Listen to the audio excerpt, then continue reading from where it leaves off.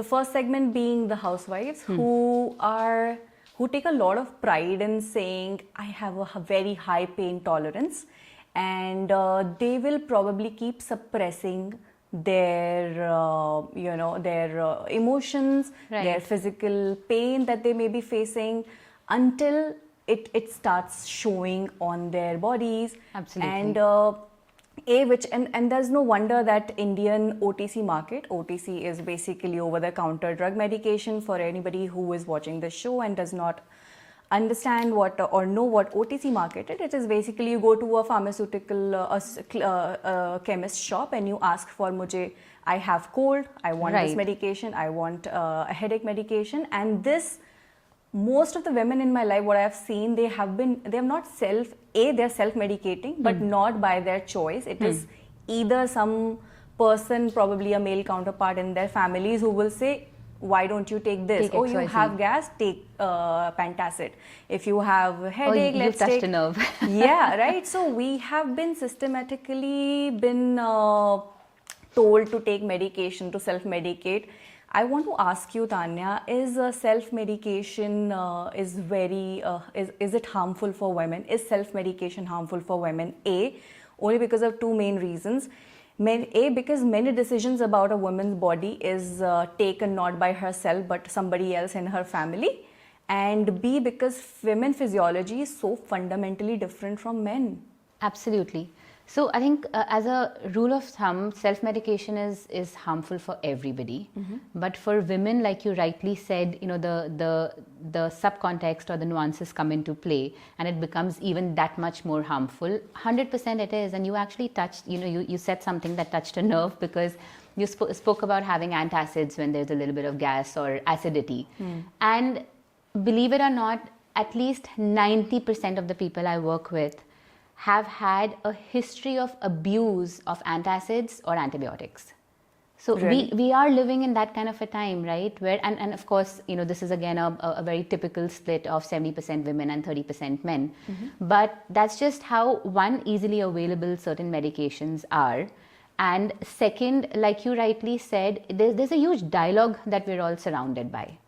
Right? And I think I want to share another number, because there's another very important point you touched upon, where a lot of the health decisions aren't necessarily made by the woman herself, specifically beyond a certain age, and I'm sure at all age groups to some extent.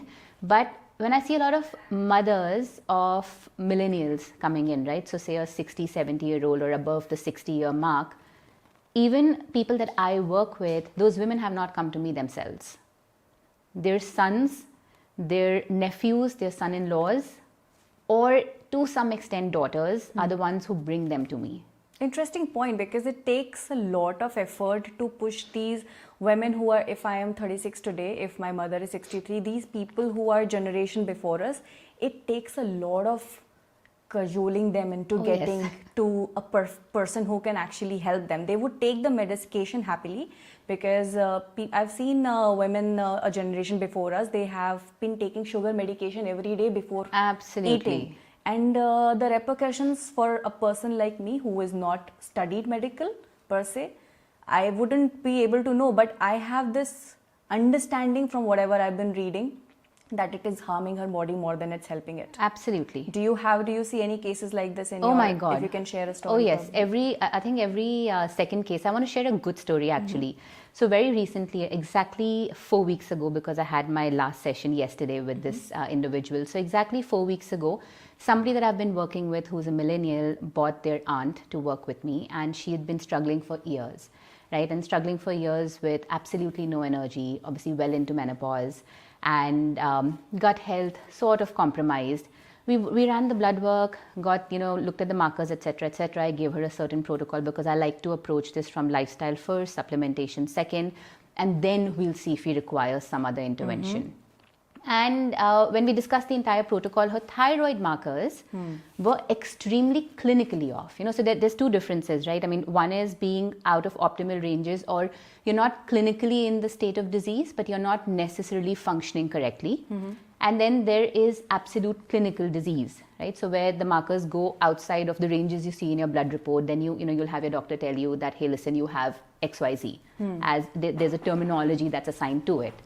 So because the markers were so off, her thyroid markers, after hearing my protocol, etc., she ran to her doctor.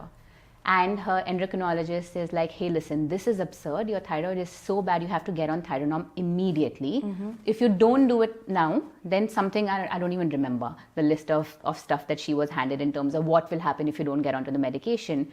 And literally 3 hours after the session, I had like multiple WhatsApp messages coming from her saying, hey, listen, my doctor said that this is a huge red flag. This is going to turn into something absolutely dramatic if I don't. So I'm starting medication.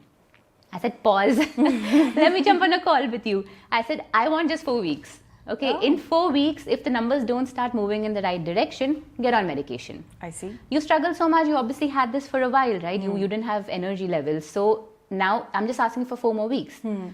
Because the nephew had worked with me for a while, like, hey, listen, 4 weeks, do the protocol, follow it properly. We had our session yesterday. One, her free T3 was absolutely normal. I see. TSH still sort of on the higher side, but that's fine, pre-T3. Her energy levels are completely back to normal. To the point where, she was obviously super, very, very kind, to be extremely grateful that she was. But after looking at the markers, now the dedication that she's going to do the rest of the protocol with is one thing. But second, for me, this is one of the happy examples. Correct. I do have a lot of unhappy examples where somebody reaches me after they've been on the medication or Thyronorm for years. And now, while yes, I'm going to do things that we need to do from a lifestyle perspective, but the body's already used to a certain exogenous synthetic hormone coming into the system. Interesting. So then the work becomes harder.